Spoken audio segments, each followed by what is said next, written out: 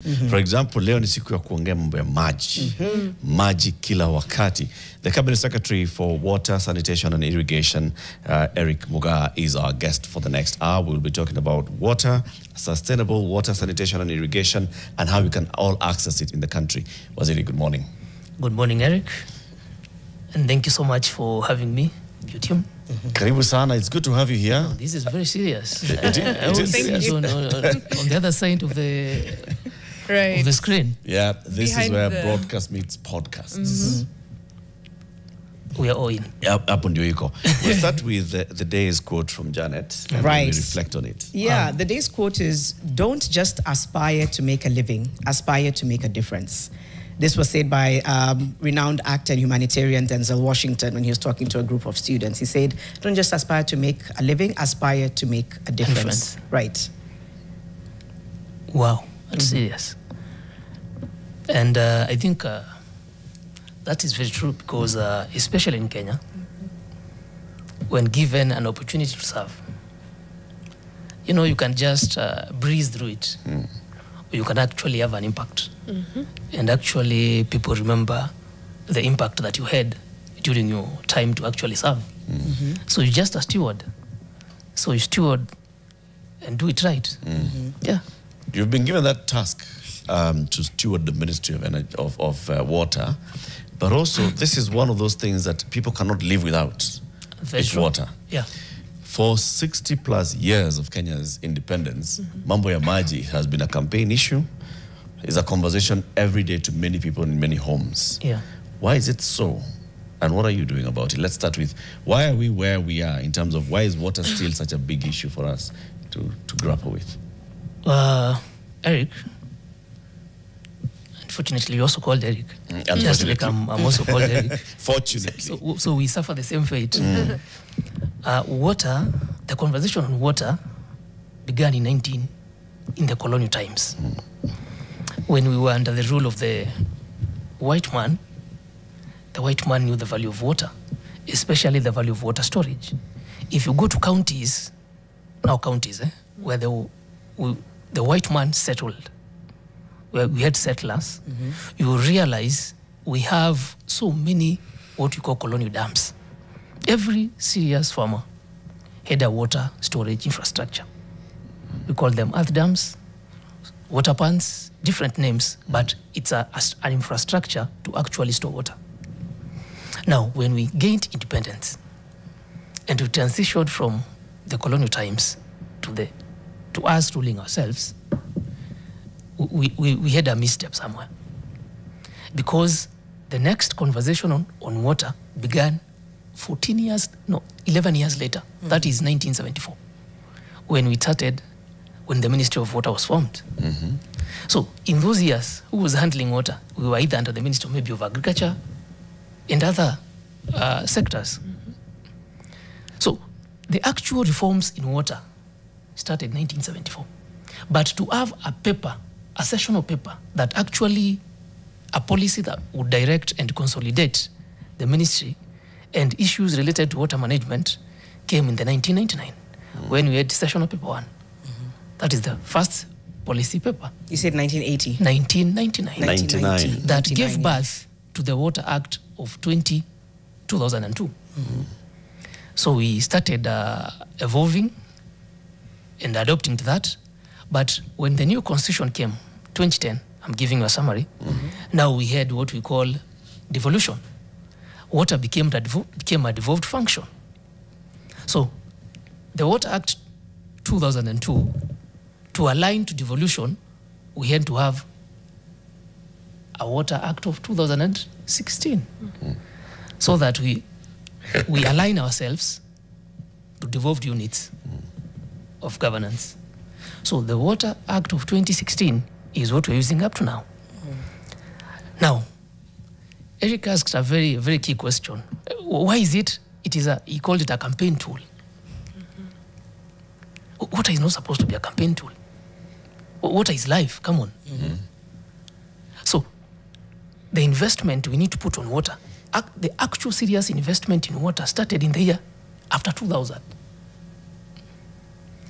And remember, there is water and sanitation. Whenever I drink from this cup, you expect me after some hours, I'll use the restroom. Yep. So sanitation, which is a component of water, was not domiciled under the Ministry of Water. It was first in local government, and then it moved to health, and now it came back to the Ministry of Water. So there is no way we can talk about consumption water without talking about wastewater. And I think as a policy, I think we are leading in East Africa on water policies, because countries, Botswana and others, come to Kenya to benchmark on our water reforms, because we have succeeded so far, policy-wise, to separate water provision and water services and water regulation. Those are two different aspects. But now, on actual water at homes, which is very key and which is what matters to Mwananchi, is where rubber Meets the road. meets the road. Yes. As we speak, nationally, because we have what we call the Water Services Regulatory Board, produces an annual report. By the year 2024 December, we were 73% on water connectivity. That is both urban and rural. On sanitation, basing on the fact that I've explained it was not initially domiciled at the ministry, I think it came to the ministry 2017. Basic sanitation, we are at 93%. Basic means you have an access to a washroom. It is not about the status of the washroom. Now, when we talk about safely managed, and the key word here is safely, managed sanitation, we are talking about 40%. Safely, it is where you have a washroom, you have a hand wash area, and this wastewater is treated either on-site or the conduits lead to a centrally located treatment plant like the ones we have in Nairobi, Ruai. Unfortunately, in 2025, we still have some elements of opentification in some counties. So even that basic is not 100%. Because it's in fact, did you just say, did you 73 or 93%? Basic is 93. 93 is basic. So we have 7% unaccounted for on basic. On just basic. On basic. Access. Yes, access. So it's there. I feel like you also can't ignore anecdotal experiences. A lot of people still struggle with access to water. Yeah. So they'll hear 93 and they'll say that I am not, a lot of us don't feel like we are. So you'll hear, you know, I was speaking to a friend yesterday and they said, me, my life is containers, buying, waking up, hoping and praying that I have access, and yet I'm in Kilimani. That's what he said. So he said, no. Janet asked him, anecdotally, does that really make sense? Because even though the data says one thing, on the ground it says something different. It's hard to speak to numbers, but can you also speak to the fact that a lot of people still struggle with accessing water on a day-to-day? And that is very true. Second thing, you talked about Kilimani, right? A few years back, if you've been in this town, Kilimani did not have the high rises that we have right now. Correct? Correct me if I'm wrong. True. So, physical planning has to be a very key factor when it comes to water planning. Whenever we have infrastructures that are mushrooming, and remember, when we are designing our water systems, we design for 20, 30 years to come. And this also factors what we call urban plans and land use planning for either counties or cities. If the land use changes, then the investment we had made in that area, in that vicinity, is overtaken by time way before its maturation period. So now that we have stories coming up, multi-story buildings coming up, 30, 40 years, the sewerage system that was designed there will be overwhelmed in a shorter time than the anticipated duration. Second thing, you talked about Kilimani. Kilimani is in Nairobi. The water demand for Nairobi is more than 900,000 meter cubic per day. And the water sources in Nairobi there are two types of water sources. That's why we have to be very keen here. There is surface water. Those are from rivers, streams, lakes, etc. And we also have underground water sources. And it is not uncommon to have countries that don't actually use surface water. If you go to Denmark, for example, their domestic, industrial, and all water needs are catered by their underground water sources. So in Nairobi, you have a combination of the two. You have maybe Eric or Mariam here. They have a borehole. Or either you are fed by Nairobi Water and Sewerage Company. That is from so many different sources. Kabete Springs, we are having some interbasin transfers from Ranga, Karimani Dam, the recently commissioned project, the Northern Collector Tunnel, bringing more than 140 million liters a day to Nairobi and the counties that surround it. And actually, if you've been listening, people have more access to water now in Nairobi. So all those factors contribute to accessibility to water. And the key factor here is funding. Funding is everything. And that is why, since I came, I've been very keen to engage development partners. All of us are aware about our physical space. Over-reliance on the exchequer to fund the ministry will not help us achieve Vision 2030, where we guarantee people and the plans are scheduled to have 100% connectivity. Yeah, we'll come to that. I know I mentioned Kilimani. That's a very privileged point. And I know it's important to also speak to the fact that a lot of counties, again, far-reaching areas struggle with access. Again, you've talked about open defecation. I know right now there's a bit of a grapple with cholera. I'm still trying to reconcile the numbers. I feel like just handing it over to Eric and Mariam as I try to do the math. Just the numbers in terms of the data that says that there is access vis-a-vis the growing in access. I like that you've spoken to development also in infrastructure plays a role, and how then you're able to meet development and infrastructure expansion to water access is a different one. But let me throw it over to Mariam and Eric. I have a couple questions, but let me just begin with what's our water plan? We're still considered water scarce as a country. Compound that with climate change, with a growing population, with growing urban areas. What's our long-term sustainable water plan? Mariam, are you aware of what it means to be water scarce? I know it means you have less water than the global average. Now, let us put numbers into it. Okay. For a country to be considered to be water scarce, it means your available water resources divided by your population, water per capita, is less than 1,000 meter cubic per person. So we are at around 400, 450, somewhere there. So it means we are almost 550 below for us to be considered to be water secure. Countries like Uganda, I think, are water secure because of their water resources. And also, that is also a factor of population. We are a bulging population, but our water resources are finite. Correct? Yes. However, what do we do? What is our plan to ensure that we are water secure? To increase this per capita water, we need to increase storage. I think we are doing not very well on matters water storage. Because Eric, from your head, which is a big scale dam that you have completed in the last 5 years? In the last 5 years? Yes. Big scale? I think the one I can think of is the one in Kirinyaga County, Ziba Dam. Very good. Thwake Dam has been under construction for a long time. I passed by Makueni the other day. There was a junction to Thwake. I wanted to go. Please go. What for? There's no water. That's why we are here to discuss. So we have completed Dhiba.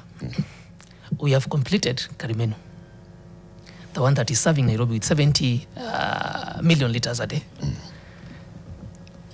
Those are the key dams that we have completed. And Chemususu, which was completed, I think, in the early 2020. However, right now it's raining in Nairobi. not only in Nairobi, but all over most parts of the country. All that water will either end up in the Indian Ocean, in Lake Victoria, or other inland lakes. While in 3 or 4 months, when we hit July and August, we will be wailing that we don't have enough water. So our problem, our basic problem, is water storage. Because once you store water, you solve like 3 problems. First, domestic water, non-issue. Industrial water, non-issue. Agriculture, via irrigation. We need irrigation water when it is actually dry, correct? Yep. That is solved. And then there's something called conflicts. Human-human conflict and human wildlife or livestock conflict. That is all sorted by water storage. And also there is what we call peace dams. Communities that move from one location to another in search of water and pasture. If we had dams in their communities, they would do what we call folder irrigation. There would be no need for movement, reduce the need for movement, and even government services can be easily provided when people are in a predictable space. So Waziri, Yeah. so the issue of storage. Yeah. This story of storage, I've had it for the last, I think, 15 years. It's just been storage. We had Eugene Omalo here another day. Yeah. We didn't ask him this question because we were talking about other things, but he was a minister for water. Good. And when he was minister for water, his story was storage, that we are building dams. Charity Ngilu was a minister for water. Her story was storage and all.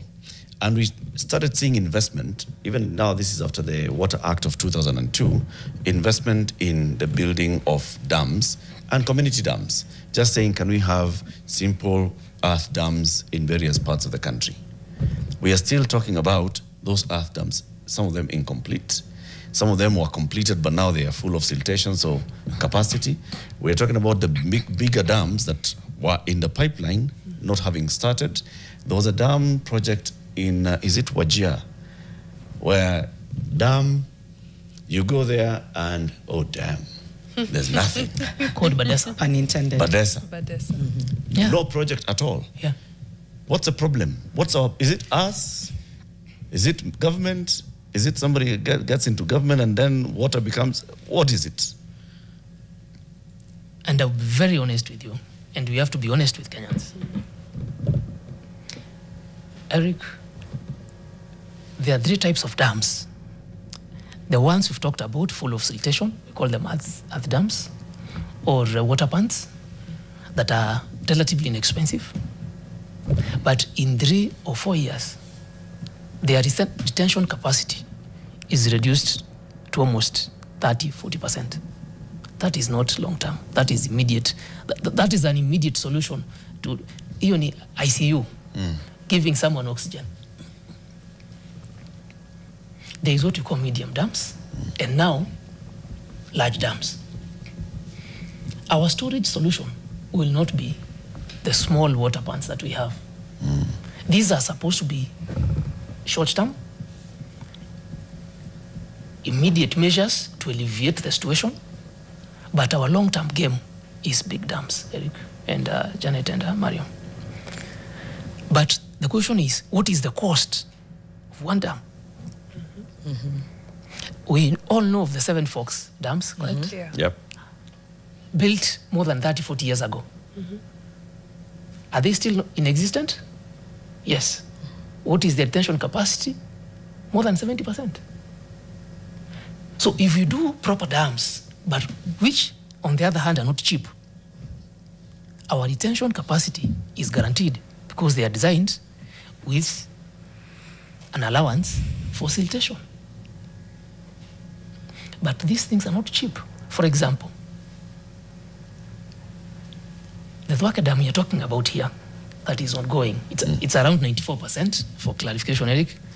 Please go there. I'd like you to visit there. It has taken... When your predecessor was there, was it your predecessor? Was Alice your predecessor? Jeru, then Alice. There was Jeru, then there was Alice Alice, before. Jeru, yes. When Alice visited that place, and we spoke to her, it was 90-something% complete. Yeah. Okay? When Uhuru was there, it was 90-something% complete. This dam has been 90-something% complete But never for a fully. long time. But why?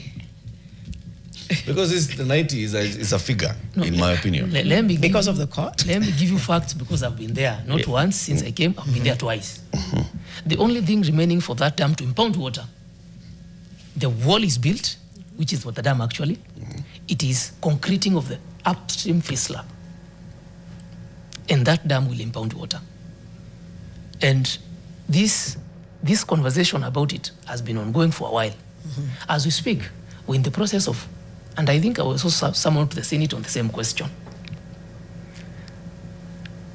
What we need is to concrete the side of the water face, the upstream face, just concreting, and the dam will impound the water. We are done with diversion tunnels. We are done with building the wall. We are doing sand dams, and then concrete, and it will impound water. That dam, Eric, will hold 668,000 meter cubic. I think that will be the biggest dam in this country. When is the completion expected? The process you're talking about, when is it expected to go through? We are working with a probable timeline. By the end of this year, we'll be impounding water. And I told the same when I was summoned. Okay. Now, these dams are not cheap. They are relatively expensive. Maybe you should compare that vis-a-vis the ministry budget. We're having 3 more ongoing dams. We have Siwe Murunyi in West Pokot that has been built since 2017. We are having Moche Dam that is in Kwale. I met it, I think, at around 17%. As we speak right now, Moche Dam being a roller compacted concrete dam. This is the dam where instead of us using earth to impound to do the wall, we actually concrete, the first of its kind in Kenya, is around 28% ongoing. This is funded by World Bank. Dams that are funded by development partners don't have an issue, especially after we sort out the RAP and composition issues. But the ones that we are funding through the Exchequer, GOK, because of our financial space, that is, we are having a little bit of challenges. That is Uma. You know, you are aware of Uma Dam, that end actually stalled, but we have restarted it. We also have the one that is in Kisumu, Siwe Murunyi. That one, because of financing issues, we are actually in the process of trying to look for investment to actually take up that dam.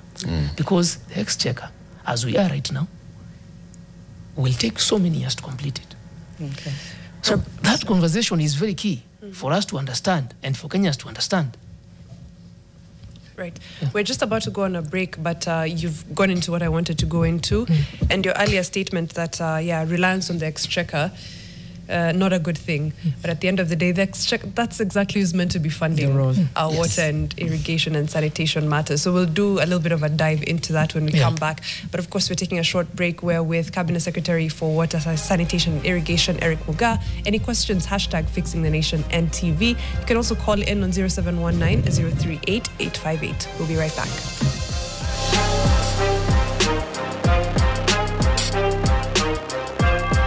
Yes. There's some feedback on YouTube that I wanted to reach the Waziri. Okay.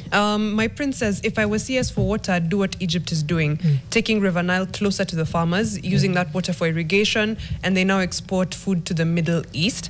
Bibi Usuni says, funding seems to be a major problem coming from most leaders in their respective dockets, yet they don't seem to address the corruption that has been eating the same funds that could sort our problem.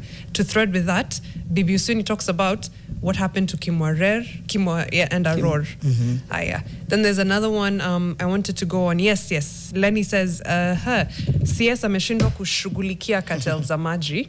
Why are there water trucks in places like Westlands and Lavington delivering water into homes instead of water running from the taps? The CS he was just about to respond and said, let me continue writing. The question of cartels always comes around. Question of corruption, question of funding. I think we can talk a little bit more about those. That all of that speaks to funding gaps, issues, misuse and misappropriation. And deprioritization as well. Yeah, which actually brings, the question I was asking before. The exchequer is meant to be the one funding water. Like constitutionally, we all have a right to water. Yeah. But you're saying, you know what, if you were to rely on that, it would take forever. Let's get in partners, lending partners from, elsewhere around the world, World Bank and such. But now we've not addressed the question of the corruption, like Lenny has asked in Bibi Usuni. Is it Lenny? Yes, and the question? and Bibi Usuni, yes.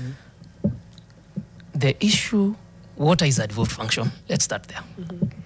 Water being a devolved function, and I think it's good for Kenyans also to appreciate that the ministry is responsible for policy formulation. It is responsible for development of bulk, and underline the word bulk, infrastructure. The ministry is also responsible for giving policies that guide county governments for alignment. Now, when water became a devolved function, the actual service provision, the last mile on water service provision, water and sanitation, became a mandate of county governments.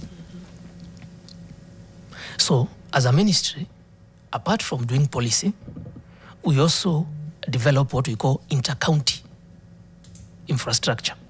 That is the abstraction, key treatments, these bulk transmission pipelines, etc. But when we bring this water to the counties, we hand over the water to the water service providers, WSPs. That is the companies under the county government that have a responsibility like of Nairobi actually, Water and Sewage and so on. of actually doing the last mile connectivity. And last mile here means? Last mile means the small pipe that comes to your home, the small pipe that comes to a plot. Issues of meter reading. There was a question on the water bozzers. Water bozzer is supposed to be like an intervention at the county level. So actual water bozzers are owned by county governments and through the water service providers. But because upon observation since 2012, upon development of the bulk infrastructure, here I'm talking about things like NCT, the Northern Collector Tunnel. I'm talking about the Karimeni 2 project that brings water to Nairobi and other counties around. When the bulk infrastructure is not growing at the speed of the last mile, then that effect of increased supply will not be felt by Mwananchi. And now we are actually, as a ministry, supporting in development of last mile connectivity programs in different counties. Because remember, this country is 89% ASAL.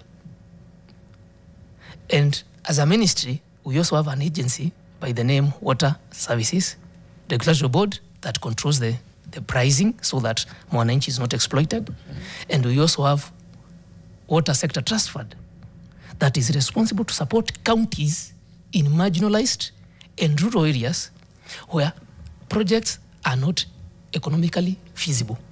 Water is a right. Whether, Eric, you live alone in 20 kilometers away, you're entitled to that water. Yep. But on matters business, is it feasible to provide only one Eric with water?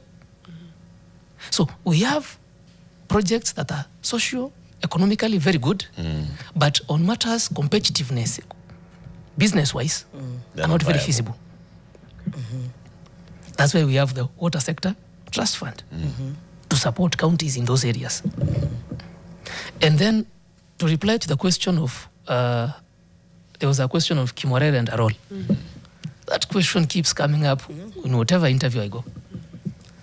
These two are under the Ministry of ASALs. You know, we have the Ministry of Water, Sanitation, and Irrigation, and also we have the Ministry of East Africa and all that. Development. So I can give you information, but I'll not be up to date. I don't want to actually overstep on where I cannot speak with authority. Right. Then there was a question about corruption. Corruption. Funding all the time. Funding. Now, you see, there was even a circular a few months ago about the same. And corruption in water actually comes during mostly procurement, because these are major programs. And there's need to curb that. And that's why I think Treasury is moving towards e-procurement, electronic procurement, whereby submission is done online, evaluation, and one can keep track of that. And I think that is a rolling program by the government. But also, we need to consider the fact that bulk water projects, considering the global dynamics, especially on trade, things like meters that we actually procure, electronic meters that we actually procure from outside. When we have these tariffs, global market dynamics, and trade barriers, our projects are getting expensive by the day. And because Janet asked me to clarify, and water being an economic and social right to everyone, we need to consider the fact that Kenya cannot work in isolation. And now, to address the funding issue, you see, now I'm also responsible to look for finances for the ministry. We did the 2024 water amendment, you know it, that allowed the water works development agencies to become bulk suppliers. What does that mean? That curbs two problems. One, it means now the agencies are selling water to the counties. So we have a bulk meter, and we tell them we have supplied this amount of water, say 1,000 liters, for example. And we bill for that because we are now a bulk supplier. Then when the water gets to the counties, through the water service providers, they disseminate this water to all of us, wananchi wa hiyo area. And then at the end of the month, they do what? They bill the consumer. So if our bulk meter read 1,000 liters, and what you have billed as a water service provider is 200. I'm giving you facts, is 570. Why is the 430 liters? I gave 1,000, we are billing 1,000. You have billed 570. How much have you lost? 430. That's why the non-revenue water, we call it non-revenue, because this is water that is actually abstracted at the source, but it does not contribute financially to the water service provider. That is either through illegal connections, maji inaibiwa, that is a fact, through leakages, through old and worn out meters. We call them apparent losses that you cannot see. Because if a meter is supposed to read 10 and it reads 8, who is paying for the 2 that is lost?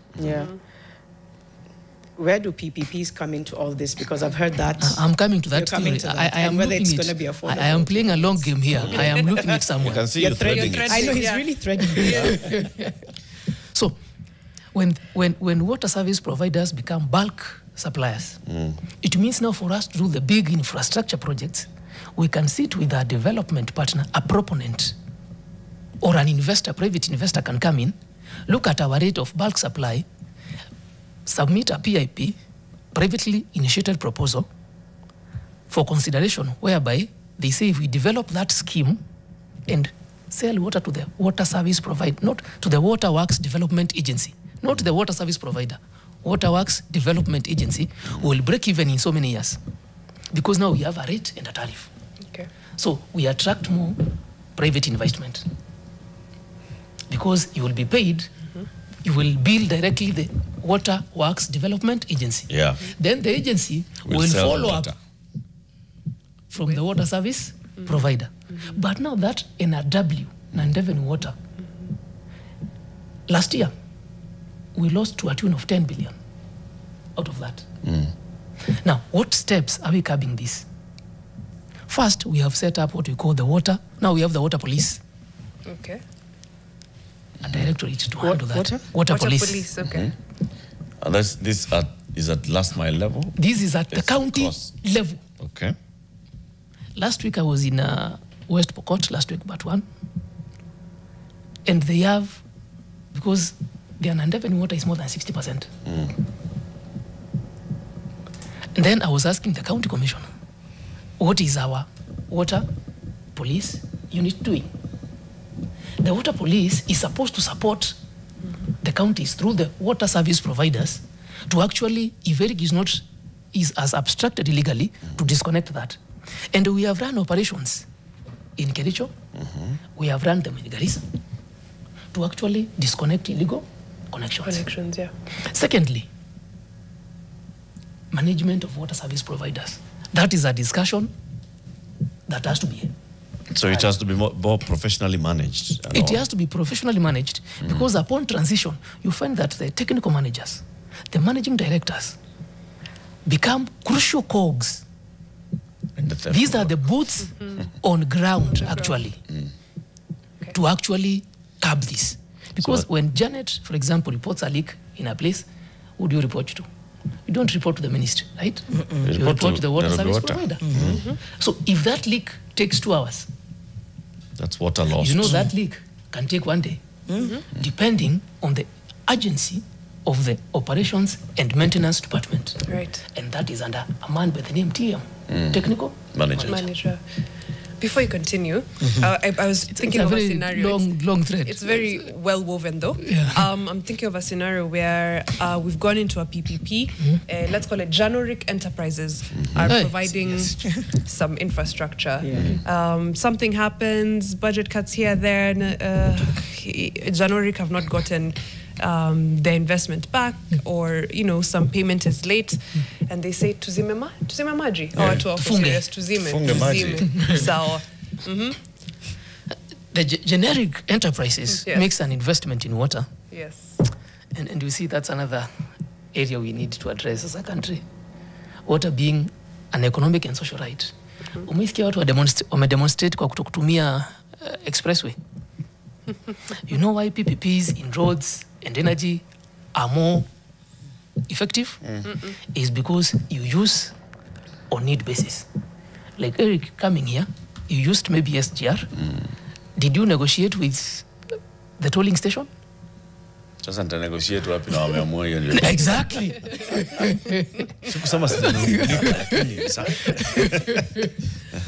Exactly. But PPPs in water, and we have actually doing research about it. We have invested in actually sealing those loopholes and finding for better ways to be more attractive. Is because, first of all, what we call a viability gap. When Jarek presented a privately initiated proposal, you being a business investor, a private investor, you told me at the question is always at the end, when all this process is said done, how much will you charge 1 meter cubic? That is 1,000 liters. 1,000 liters. Eric maybe say 200 shillings per 1,000 liters. But because water is an economic and social right, and we have tariffs that are sent by Water Services Regulatory Board, the range is between 90 and 150 Kenya shillings. Correct? So for you to break even, Eric, you will charge 200. Yeah. That 50 bob between 150 and 200, we will cater for it. It's a taxpayer, is it? Yeah. Is it the taxpayer? No, it's the government. So who's going to take care of it? Through the taxpayer, that's what I'm calling the viability gap. Okay. And that is why most proponents, when they submit their tariffs, and we tell them you have to be within this range, and for them to break even, away. They're supposed to be in a higher range than that, they walk away. Unless now, as a government, we develop what I'm calling a viability fund gap.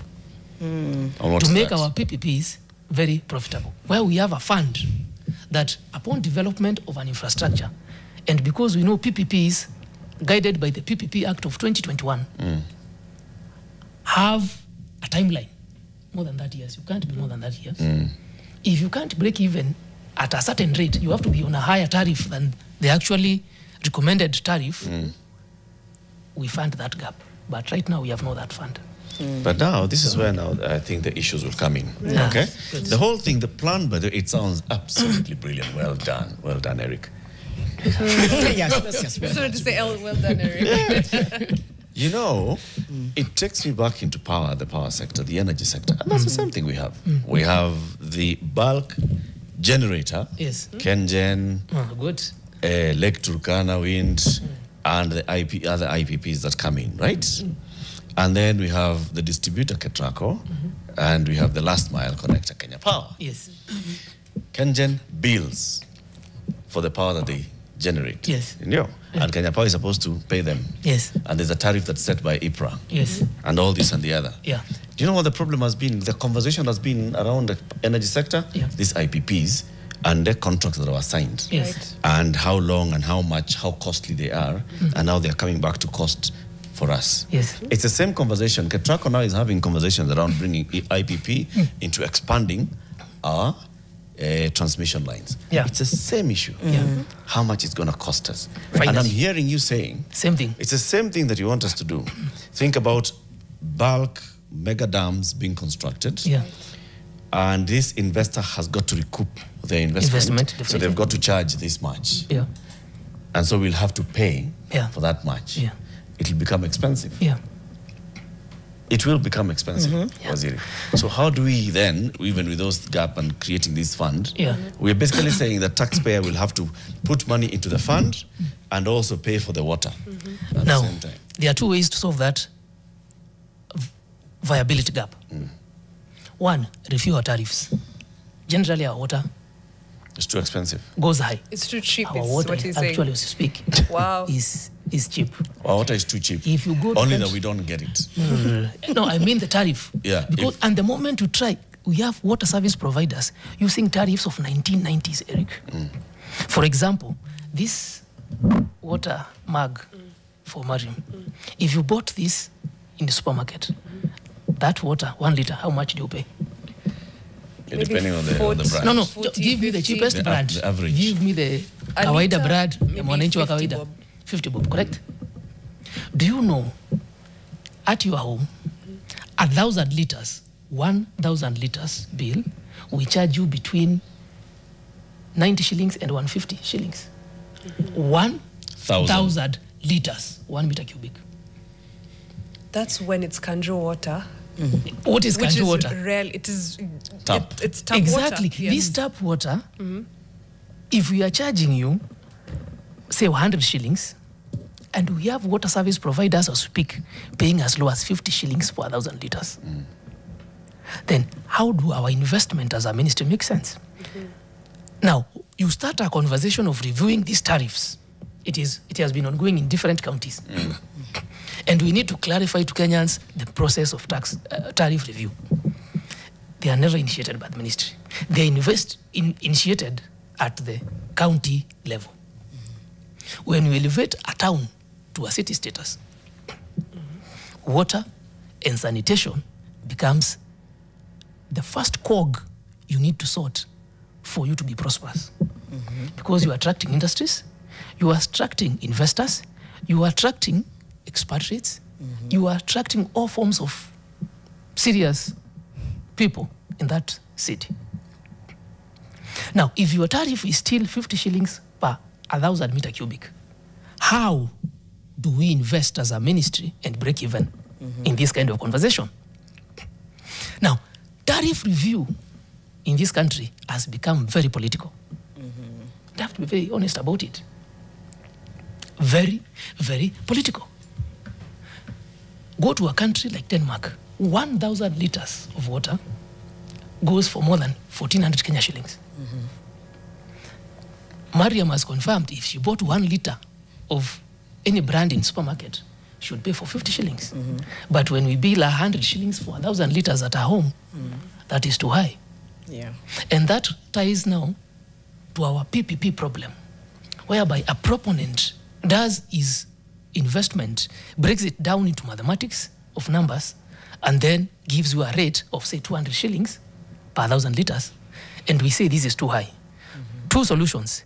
We either agree as a country to review our tariffs to match with the bulging population and the modern world trends, for us to be more attractive to private investors, or then we walk the long and strenuous process of funding it on a snail's pace to actually achieve the 100% connectivity. I know we're 2 minutes to, sorry, go ahead, 2 minutes to time. No, ask a question. But I was just going to say, like, we always compare ourselves to other economies. Like, if the Danes are paying 1,400 for 1,000 liters of water, that is one, clean, drinkable water that they can drink from the tap, consistent water coming in daily without any interruption. So I'm like, we're always, the comparison always misses on the delivery. What comes first? On the deliverables, what comes the quality of water. Actually, if we went by the book, the water that comes to a tap is supposed to be drinkable. If we went by the book, it used to be honest. Because it is. It is in most parts, because that water is tested on a monthly basis.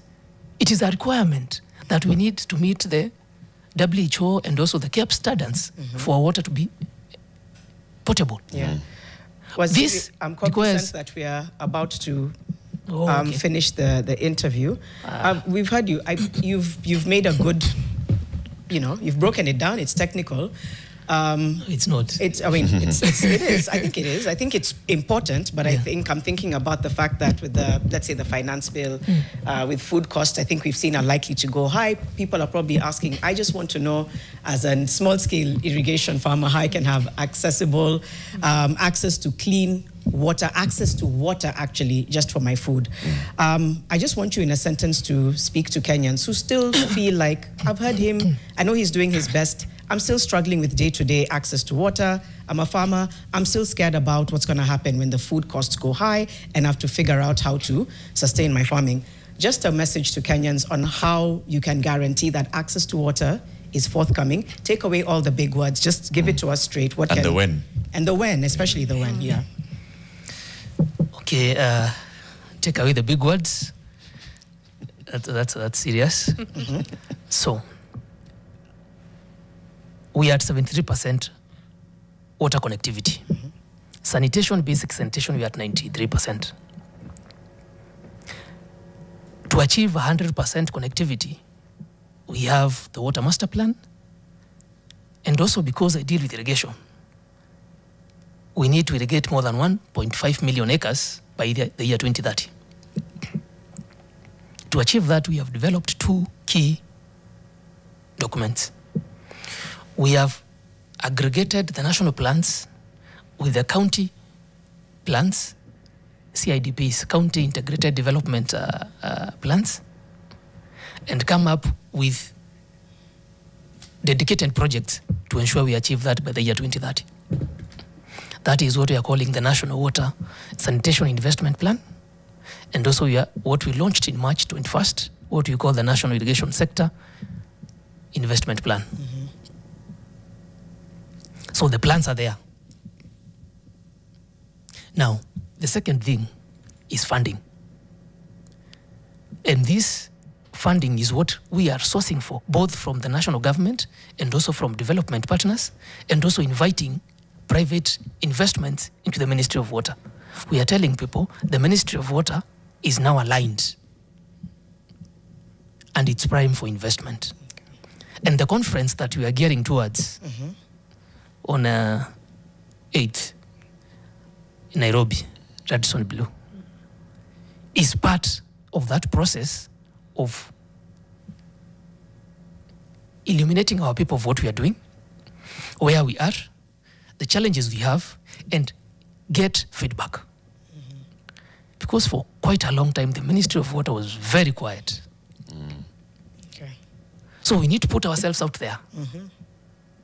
And also get your feedback, just like I got your feedback in this studio. Highlight the name of the conference for us, just to tell the public. It is called the Water Sanitation and Irrigation Conference. Where we are inviting development partners, we are inviting people, private money, people with finances, and also the general public that we serve, our customers, to actually come and let's have a dialogue on the future of this country on those three aspects. On water, it's a Nation Media Group event with the ministry. Yeah. Yeah. Okay. It's the Kenya Water and Sanitation International Conference and Exhibition.